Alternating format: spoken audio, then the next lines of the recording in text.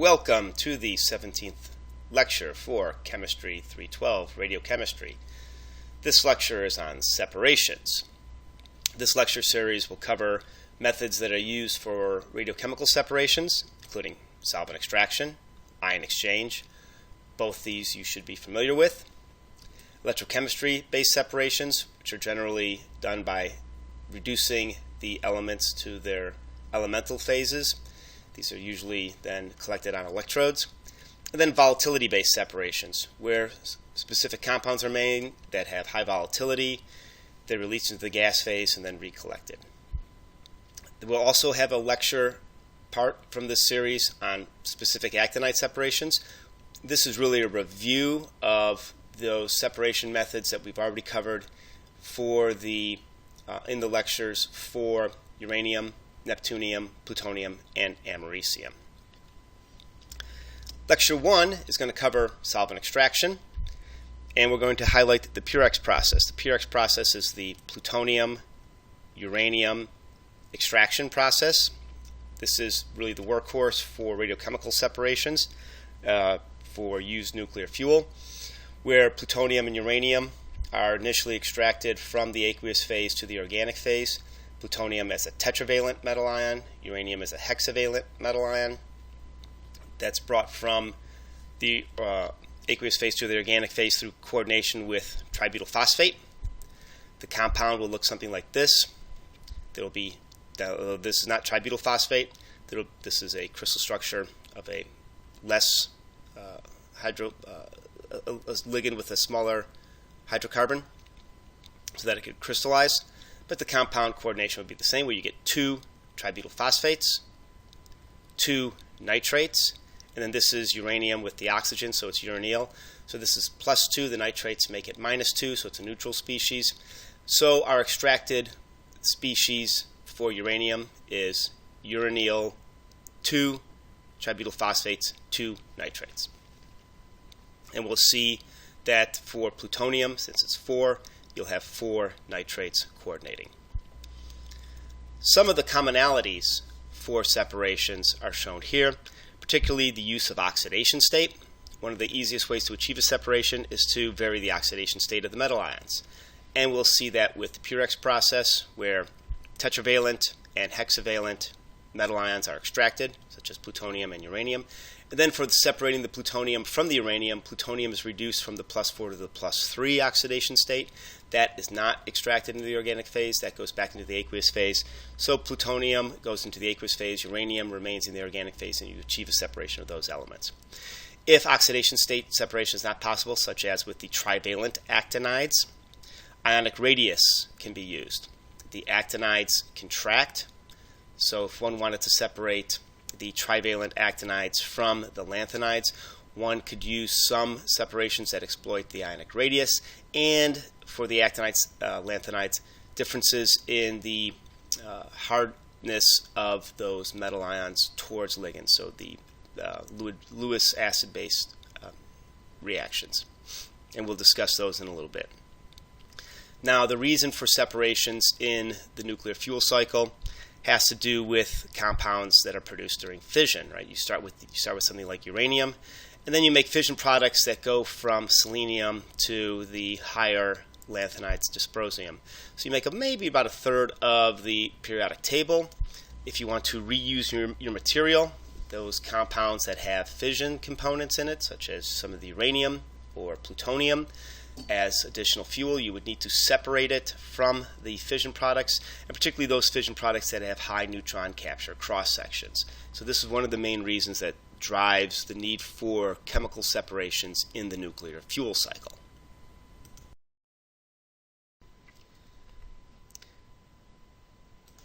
The fundamental concept for solvent extraction is provided here, where we have 2 phases that are mixed and then allowed to separate. Example, again, using the Purex process, we have tributyl phosphate, TBP, 30% in kerosene, mixed with a solution of nitrates of uranium, plutonium, fission products in nitric acid. These are mixed. After the mixing stops, the phases separate, where the organic phase is lighter, goes to the top, the aqueous phase is heavier, goes to the bottom, and from here the phases can be separated. The aqueous phase is contacted with the organic phase facing ligand. So in order for a metal ion to be extracted from the aqueous phase to the organic phase, a neutral species needs to be formed. And if you remember on the previous page, we had 2 nitrates with the uranyl, so that would form a neutral species, and that drives the solubility in the organic phase. So the organic phase contains the target radionuclides. It may have other metal ions that are present. These may need to be further separated. So in a process, you may have a washing phase, and we'll talk about that. Of course, you can also do some other variations of the metal ions speciation later. You can change the redox state, or you can change the acid concentration to back extract a metal ion from the inorganic phase to an aqueous phase. And this is done in the Purex process for plutonium, where plutonium-4 and uranium-6 are extracted in the organic phase. The plutonium is then reduced, and the trivalent metal ions are soluble in the aqueous phase under the extraction conditions of the Purex process. So in that case, one can separate uranium and plutonium from most of the fission products and other actinides, separate the uranium plutonium into an organic phase, then reduce the plutonium from the tetravalent to trivalent state, and it'll go into an aqueous phase. And we'll describe that in a little bit more detail. And what one tends to measure is the distribution of a metal ion between an organic and an aqueous phase. You can measure this and evaluate that term as a function of chemical conditions.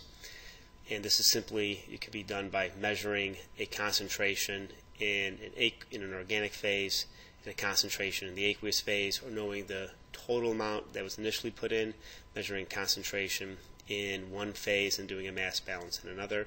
You can get a distribution coefficient. The higher the distribution coefficient, the more likely you'll find metal ion in the organic phase. And here's an example of where the mixing occurs.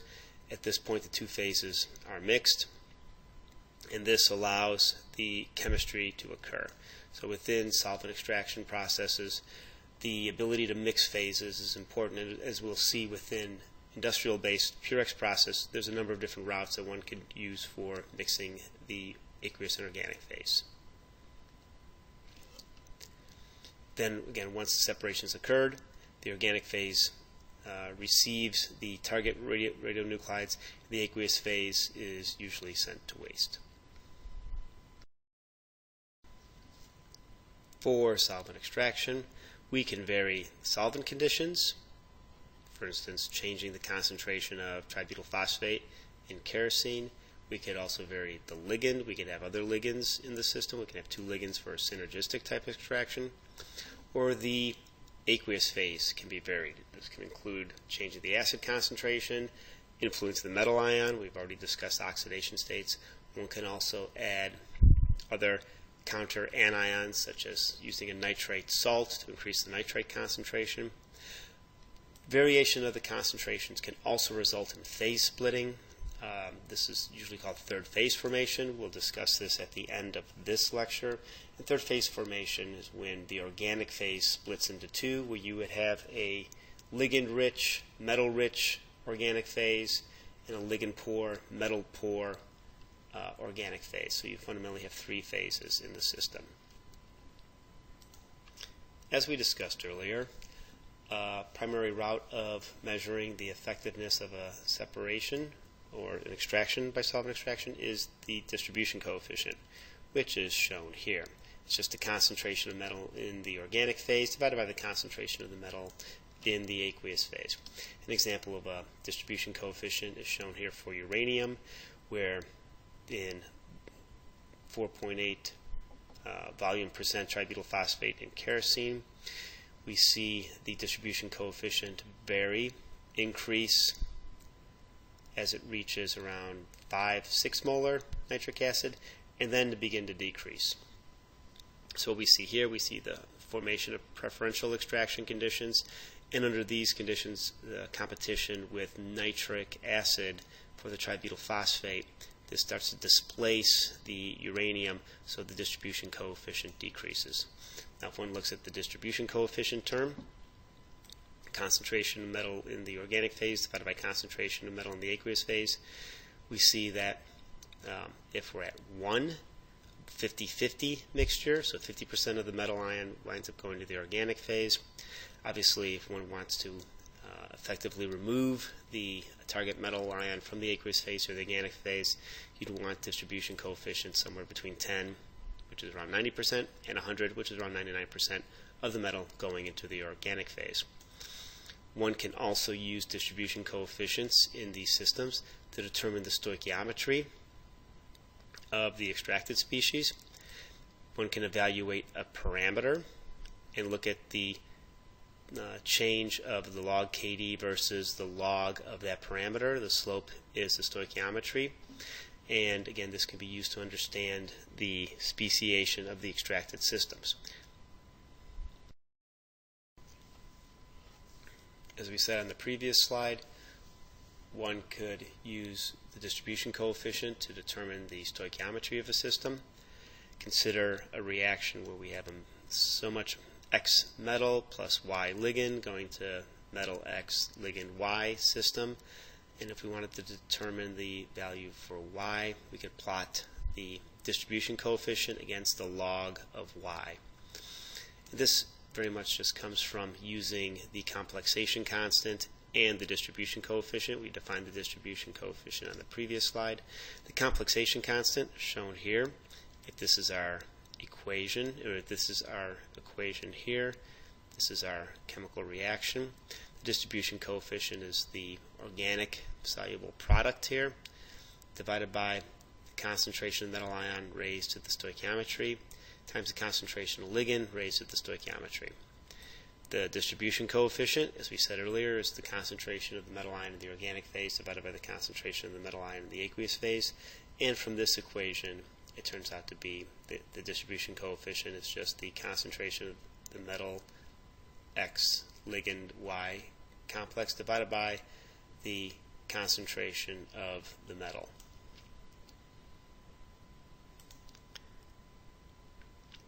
For this example, we can substitute the KD into the equation for K. We assume that X is equal to 1, and we get a relationship where the complexation constant is equal to the KD divided by the concentration of the ligand to Y, the stoichiometry of the ligand. If we just take the log of the equation, well, that's the log of K is equal to log of KD minus Y log L.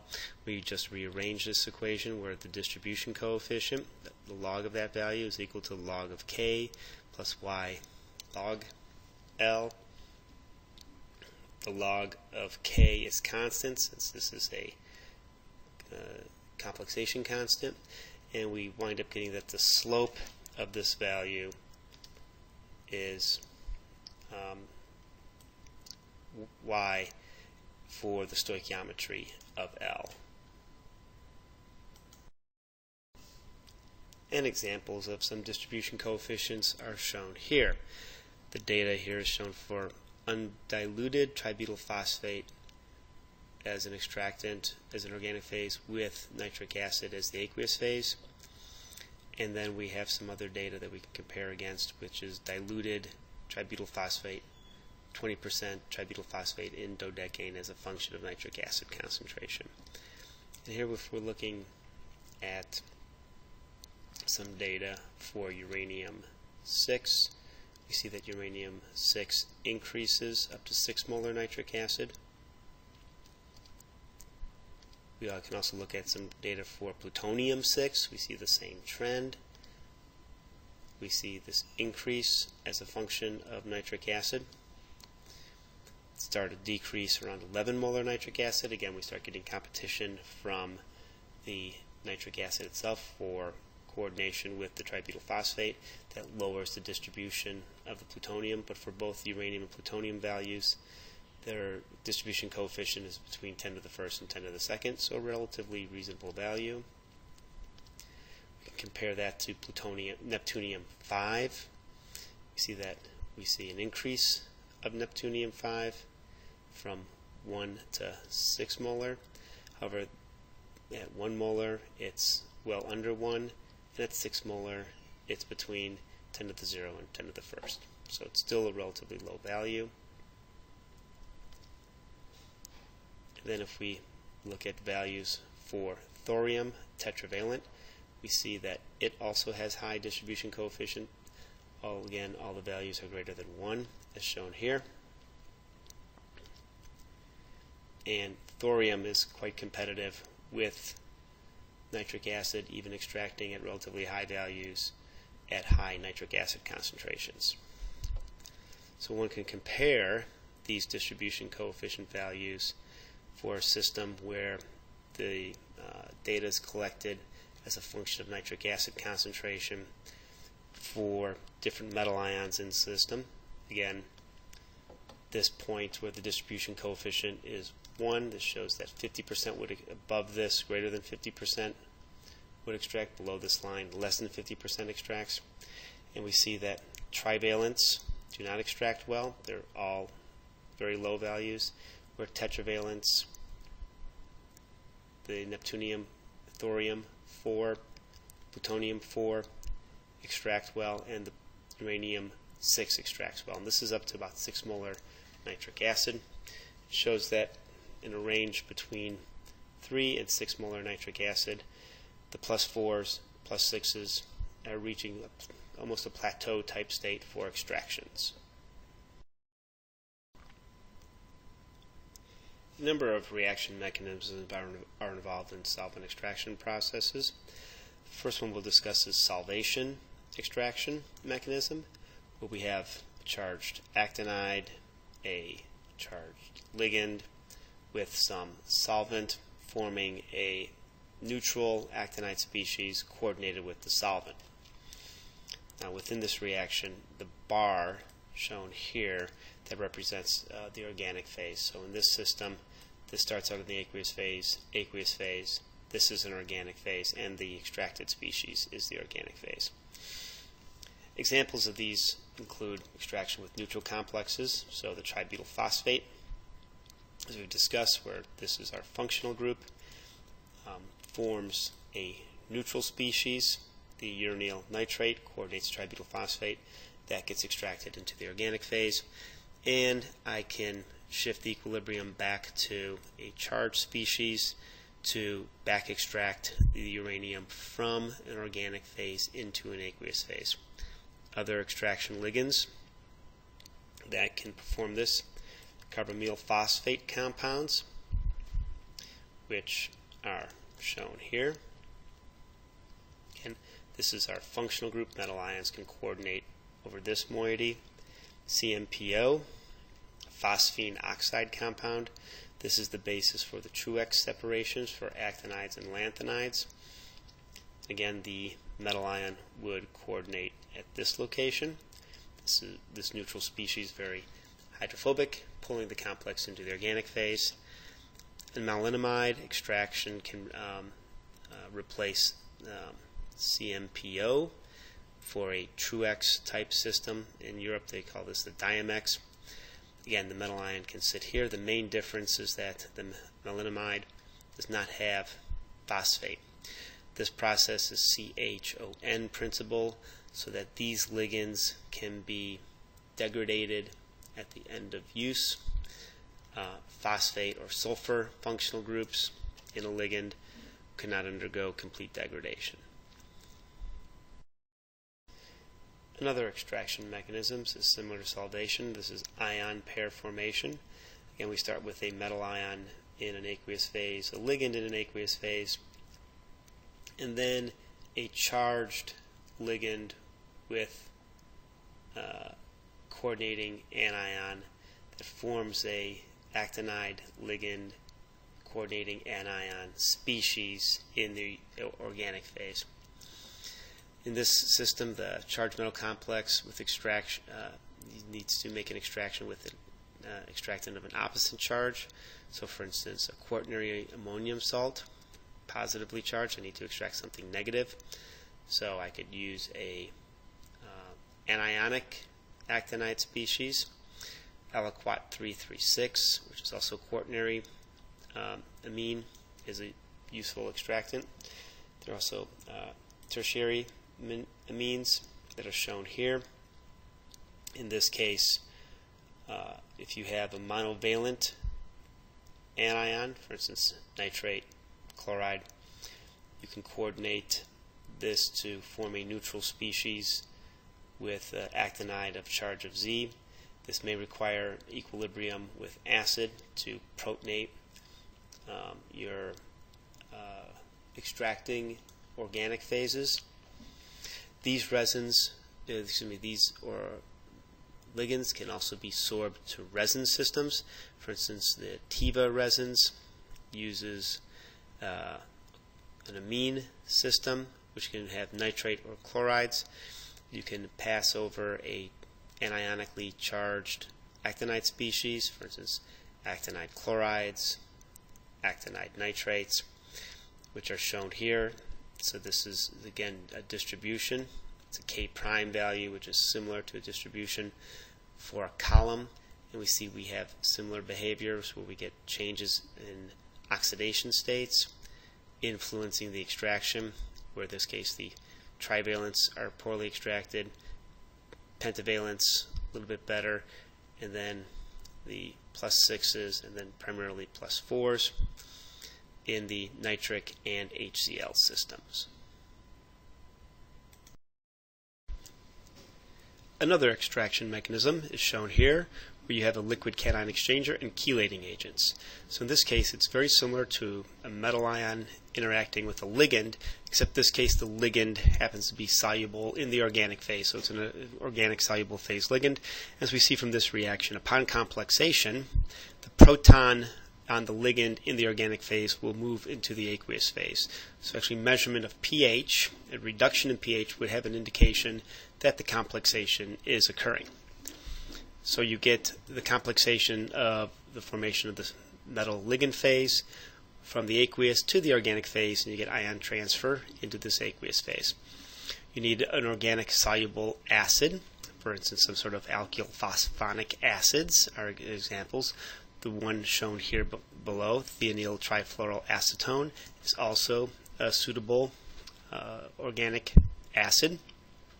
As we see, this TTA forms a few different conformations. One that this enol form, where we can have a deprotonation occur here, that can allow the coordination to occur, and the this ligand, the TTA, thionyl trifluoroacetone, uses this trifluoro group here as an electron withdrawing to lower the pKa of this ligand. Something like TTA, we can control the extraction by acidity, and if you look into the literature, the ability to extract metal ions is a function of pH, so you can have a way of achieving separation between metal ions in different oxidation states. Now these compounds may also have a tendency to form aggregates or micelles, and we'll give an example of aggregate or micelle formation when we discuss third phase in terms of tributyl phosphate. Examples of other organic soluble extracting coordinating ligands are shown here. Similar to thionyl trifluoroacetone as shown on the previous slide, alpha hydroxyisobutyric acid, the compound is shown here, is used in lanthanide separations. It's also was used in the discovery of the trivalent transuranic elements. So for lanthanide separations, the coordination of lanthanides with alpha hydroxyisobutyric acid allows a size-based separation to occur, since all the lanthanides have the same oxidation state as do the trivalent actinides, particularly americium curium. Another ligand is shown here, HDEHP, or di-2-ethylhexyl phosphoric acid. HDEHP is used in the Tall-Speak system for separating out the trivalent actinides from the lanthanides, and we'll discuss this when we discuss some separations that are specific for americium. And some of the data that's shown here for HDEHP show the distribution coefficient. Again, this is a log distribution coefficient as a function of the log of the nitric acid concentration. And we see that for uranium, plutonium, neptunium, there's not much of a dependence on the nitric acid concentration on the extraction. Plutonium 4 hexavalent uranium have very good extraction coefficients, all above 10 to the second, while neptunium is pretty poor. It's 10 to the negative about 1.5. Americium starts out high and goes low as the acid concentration changes. So one could see here that for the neptunium system, one would never have a really strong extraction. For americium, you could tune the extraction based upon the nitric acid concentration. And for, again, separating out uranium from plutonium, one could extract both metal ions into an organic phase and then selectively reduce plutonium to the trivalent state in which it would extract similar to the trivalent americium. So you could have an organic phase that would contain uranium and an aqueous phase that would contain plutonium. The final part of this first lecture on separations will review the Purex process. An overview of the entire Purex process is shown here, and we're going to focus in on the chemical component where the separation and a little bit of the purification is concerned. We'll talk a little bit about some engineering aspects of the process, how to achieve these sorts of separations on a larger scale. The Purex process, which stands for plutonium-uranium reduction extraction, is a liquid-liquid extraction process, solvent extraction, and it was developed to recover plutonium. It was developed during the Manhattan Project and patented in 1947. It was deployed at Savannah River in 1954 and at Hanford in 1956, and it was the workhorse for plutonium recovery at these sites from those dates. In overview of the Purex process, the uranium and plutonium are extracted from the aqueous phase into an organic phase.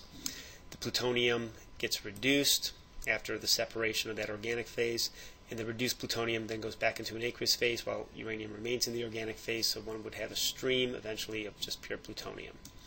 Some of the processes involved in the overall Purex process included decladding, some sort of mechanical and chemical decladding step, which would occur here, a nitric acid dissolution step, which includes taking the material, mixing it with a rotary wheel, as shown here, solvent extraction, where the aqueous and organic phases wound up being mixed, as are shown in the separation area, and then a purification step and waste treatment. So the chemical aspects of the Purex process are based upon this interaction of dissolved fuel with that aqueous phase with the organic phase. The organic phase winds up being 30% tributyl phosphate and kerosene, and the extraction chemistry is shown here, where we have hexavalent and tetravalent ion extraction. For the uranium, we have uranyl 2+, with 2 nitrates, 2 tributyl phosphates, making an organic moiety. For plutonium, we need to neutralize that, so we need 4 nitric acids, 2 tributyl phosphates, making this neutral moiety. So the uranyl and plutonium are extracted generally from 3 to 6 molar nitric acid. They both have high distribution coefficients, as shown here.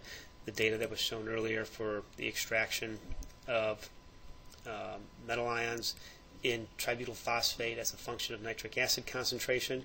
We see in this experiment, in this range of 3 to 6 molar nitric acid, uranium is high, plutonium is high, neptunium-4 was high, thorium-4 would be high, americium-3 would be low. This is interesting to note for neptunium. One can have different oxidation states of neptunium. As we see the 4 extracts, we would imagine that the 6 would extract. Neptunium-5 doesn't extract very well. On some of the earlier data that we showed is that it has, at the lower end of the 3 molar to 6 molar nitric acid range, as poor extraction. You get higher extraction towards the higher end of this experimental range. So one would have to take care of fixing, or at least controlling or understanding, the neptunium oxidation state during the Purex process to evaluate its behavior during the separation. Mono, di, and trivalent metal ions have limited extraction. So for this to function, one would need to do the separation and then reduction of the plutonium from the 4 to the 3 drives the plutonium out of the organic phase into the aqueous phase and achieves a separation of uranium from the plutonium. As was stated in the previous slide, the separation of plutonium in the Purex process is predicated upon its reduction from the tetravalent state in the organic phase to a trivalent state, which then gets removed from the organic phase into the aqueous phase. So in order for this to occur, one has to use some extracting agents. So we see the reason for that is if we go from plutonium-4 with a very high distribution coefficient to something which would be plutonium-3, similar to americium-3, we lose a few orders of magnitude in distribution coefficient, so the concentration of the plutonium in the aqueous phase climbs dramatically. Some of the reducing agents that have been used include ferrous sulfamate. So we start with an iron 2 compound, as shown here. This ferrous sulfamate, the iron 2 gets oxidized to the 3, plutonium gets reduced to the 3. One of the issues with using ferrous sulfamate is that at the end of the day you would have more waste in your system. Since you have this solid iron that you're going to have a hard time getting rid of, it would have to go into the waste form. Here's the sulfamate compound. Another route for performing the reduction is to use uranium-4. The reaction is shown here. Uranium-4 oxidizes to uranium-6, reduces plutonium-4 to plutonium-3.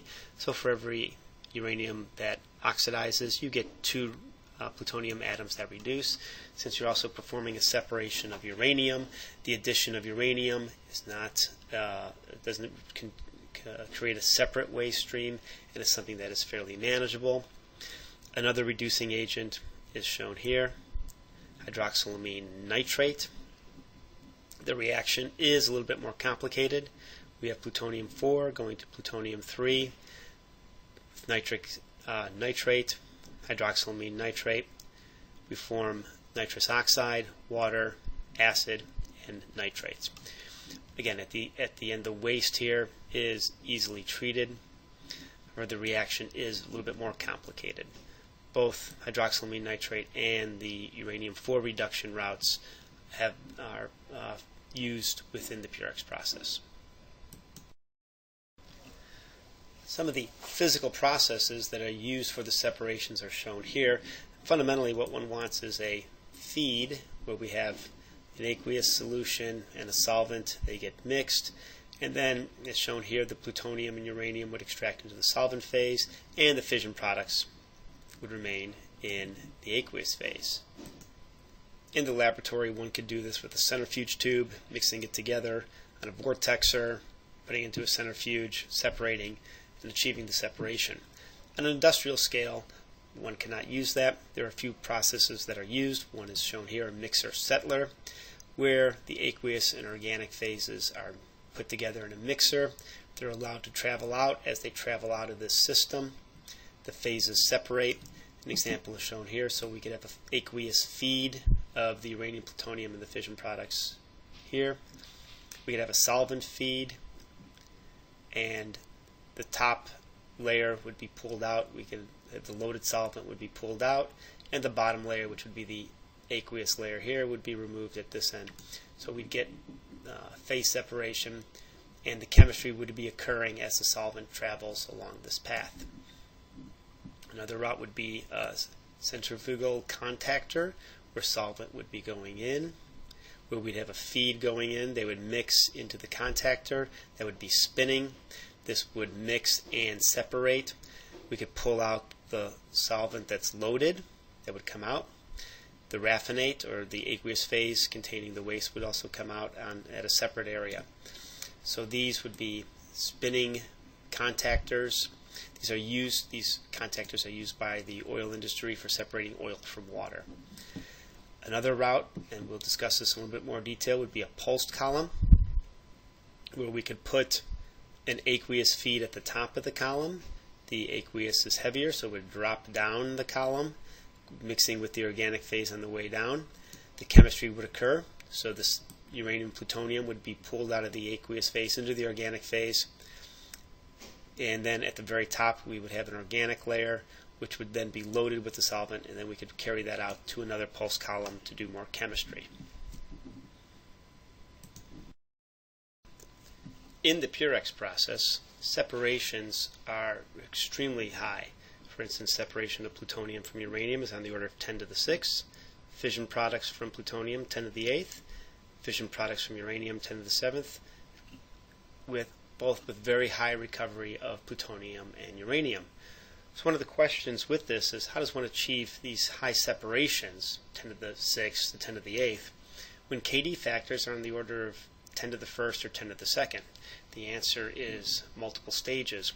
And from the previous slide where we talked about the different methods, the contactors, the pulse columns, one could imagine having a system where you would achieve a separation. So you'd start off with fresh organic solvent. It would go into one pulse column.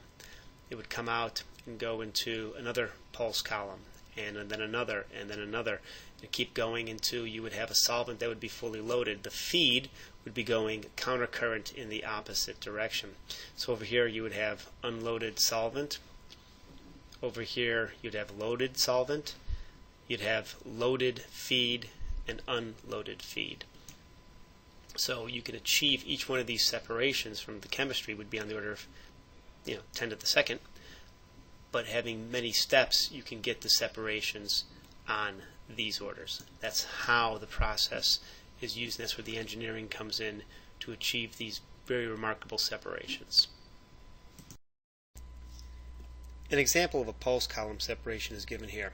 The organic phase is 30% tributyl phosphate and kerosene. The aqueous phase is 3.5 molar nitric acid. And the strip phase contains 1.5 molar hydroxylamine nitrate in the aqueous phase of 3.5 molar nitric acid. So within the pulse column, the dissolved spent fuel is in a hold tank and then added to the extraction column. The extraction column is the 30% tributyl phosphate and nitric acid, and as a drop is added, it makes its way down the column. Since it's the aqueous phase, it accumulates at the bottom of the column.